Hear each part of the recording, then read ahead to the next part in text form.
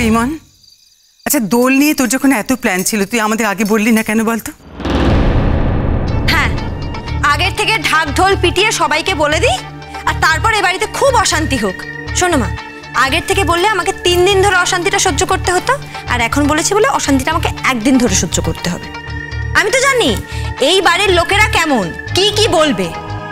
যেই বলেছি আমি পাড়ার লোকদের জানিয়েছি, অমনি শরীর থেকে প্রাণটা বেরিয়ে যেতে চাইছে, তাই না?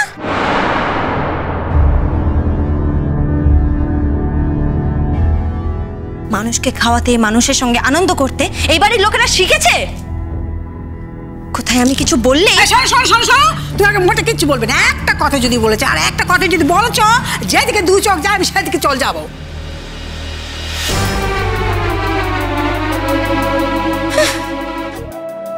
আচ্ছা ইমন, তুই বা কেমন রে? তুই আর কাউকে না বলতে পারিস, আমাদের তো বললে পারতিস। আমরা আগে থেকে ওদের জানিয়ে দিতাম। এখন এই যে দাঁড়িয়ে দাঁড়িয়ে বকুনি খাচ্ছিস, ভালো লাগছে শুনতে। শোনো, শুধু যদি এটা বকুনি হতো তাহলে আমি হয়তো রাগ করতাম না, কিন্তু এটা বকছে নাকি? কি কি বলছে শুনছো না? কি এমন দোষ আমার? কি করেছি আমি? এই না যে দোল উপলক্ষে আমি চেয়েছি সবাই মিলে আমরা আনন্দ করব, একটু মজা করব, রং খেলবো, এটাই আমার দোষ। আর মা, তুমিও তো কতদিন ধরে চেয়েছো পুজো করতে, কাল পুজো করবে না? কাল সত্যনারায়ণ পুজো হবে না? আমি জানি না ইমন, আমি মা তুমিও আমার উপর রাগ করছো। আচ্ছা তুই কেন যেচে ঘাড়ে এত দায় নিতে যাস বলতো? তো দরকারটা কি আমায় বল। এই যে এতগুলো টাকা খরচ করে মিষ্টি এনেছিস, রং এনেছিস, আরো কি কি সব কিনে এনেছিস, তারপরে এতগুলো লোকের এত কথা শুনছিস, কি দরকার আছে আমাকে বলবি? নিজে পয়সা খরচা করবে, কোত্থেকে পয়সা পাবে রোনার পকেট না ঝাড়লে? কি তুমি আমাকে চোর বললে? খবরদার, তুমি না আমাকে চোর বলবে না। বলিনি তো, মোটা চোর বলিনি তো। ডাকাত বলেছি, ডাকাত। ডাকাত দিন দুপুরে তুমি ডাকাতি করেছো, গাড়ি গাড়ি জিনিস এনেছো, এতগুলো টাকা খরচা করে। কেন? কোত্থেকে পেয়েছো টাকা? কেন রোনার টাকা কি টাকা নয়? টাকা থাকলে কি উড়িয়ে দিতে হবে? আমার কাছ থেকে কোনো পয়সা নেয়নি জেঠিমা, তুমি না জেনে কিছু বলো না।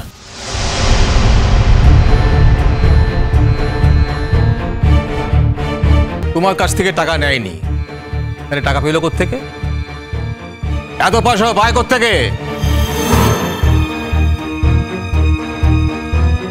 তুমি নিশ্চয়ই ওকে টাকা দিয়েছো, এছাড়া তো কিছু হতেই পারে না।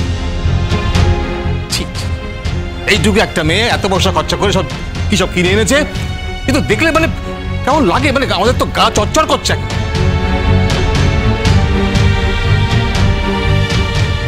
এই যে এত জিনিস কেনা মানে তো টাকাগুলো জলে বইয়ে দেওয়া। আরে বাবা, দোলের দিন কি আছে, একটু ঠাকুরের পায়ে আবির ছোঁয়াবি, সকলের কপালে একটা করে টিপ দিবি, হয়ে গেল। না, বস্তা ভর্তি জিনিস কিনে নিয়ে এসছে একেবারে।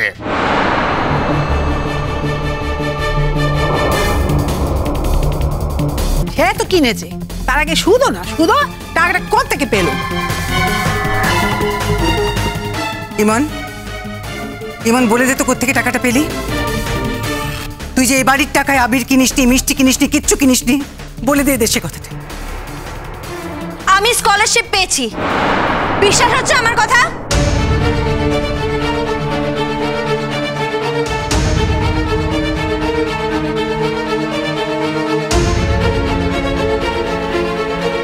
তুমি স্কলারশিপের টাকাতে এই বাড়ির জন্য মিষ্টি, খাবার, রং এগুলো কিনে এনেছো। শুধু শুধু টাকাগুলো খরচ না করলে তোমার চলছিল না। টুবলুদা, তুমিও? সে তুমি আমাকে যাই বলো, একটা মেয়ে নিজের বৃত্তির টাকা দিয়ে বাড়ির লোক আনন্দ করবে বলে এতগুলো জিনিস কিনে এনেছে। তারপরে যখন দেখি সেই মেয়েটাকেই যা তা কথা শুনতে হচ্ছে বাড়ির লোকের কাছ থেকে এই কারণে, তখন এই কথাটা বলার ছাড়া আমার কোনো উপায় থাকে না। তুমি এইগুলো কিনে এনে ভুল করেছো।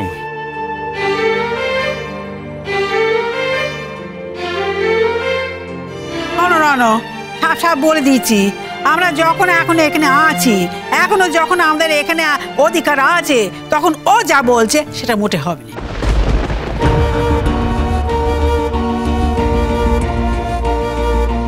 বেশ, তো তোমাদের বাড়ি, ওর আর কতদূর সাধ্য?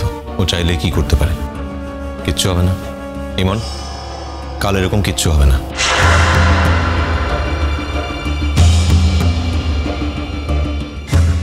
নিজে রং কিনে এনেছে, বাড়ির মাঠে গিয়ে নিজে রং মেখে ভূত হয়ে বসে থাক।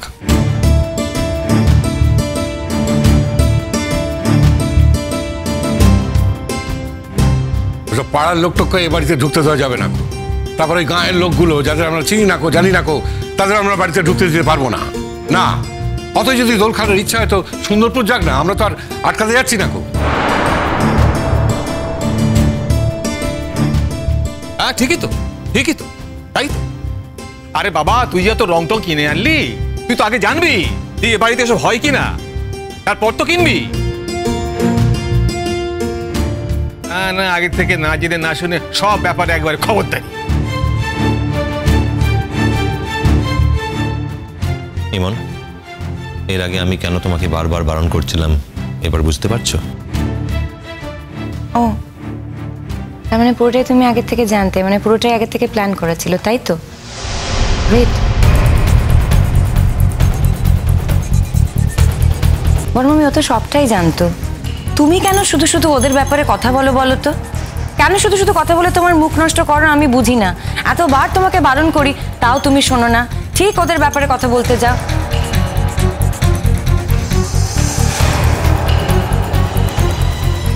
বুঝতেই তো পারছো পুরোটাই আগে থেকে প্ল্যান করা ছিল, তাহলে তোমার সমস্যাটা কোথায় হচ্ছে? বড় মামি বাদ দাও।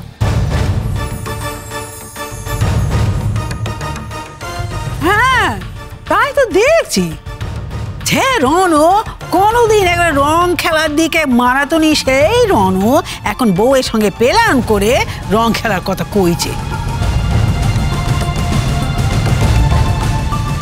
বউয়ের সঙ্গে যে এতগুলো রঙের জিনিস কিনে এনেছে, বাপরে বাপরে বাপরে বাপ। রনু, আমি শুনেছি বিয়ের পর, আমি জানি বিয়ের পর মানুষের অনেক পরিবর্তন হয়, কিন্তু তোমার মতন এত পরিবর্তন হতে আমি পেতন দেখলুম বাবা। না জেনে দুম করে কোনো কথা বলবো না জেঠিমা। আমি কিন্তু সব রকম কথা নিতে অভ্যস্ত নই, আমি সেরকম ছেলেও নই, তুমি খুব ভালো করে জানো। যদি মানুষের মধ্যে কোনো বদল হয়েও থাকে, আর যদি সেই বদল ভালোর জন্য হয়, তাহলে সেই বদল হওয়াটা উচিত। তুমি কি সেটা অস্বীকার করতে পারো? ওর এই বদলটা বোধহয় ভালোর জন্যই হয়েছে। আগেও রং খেলতো না, তার কারণ রং লাগানোর লোক পায়নি। এখনো রং মাখানোর লোক পেয়েছে, তাই রং খেলে। ভালোই তো, খেলুক না রং, ক্ষতি কি বলো?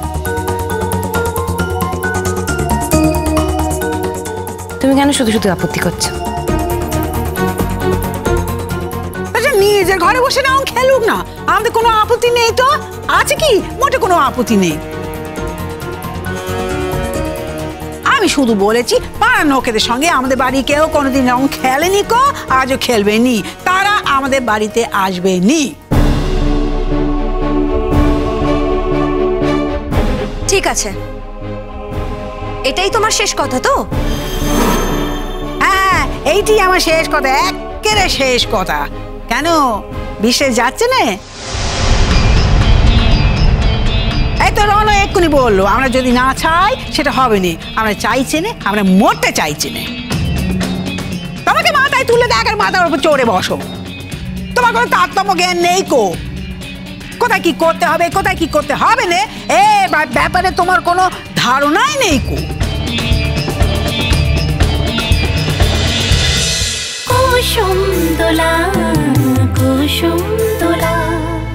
স্টার জলসার প্রিয় শো দেখার জন্য সাবস্ক্রাইব করুন আমাদের ইউটিউব চ্যানেলে এবং আপডেটেড থাকার জন্য প্রেস করুন বেল আইকন। চলো চলো চলো চলো পাল্টাই।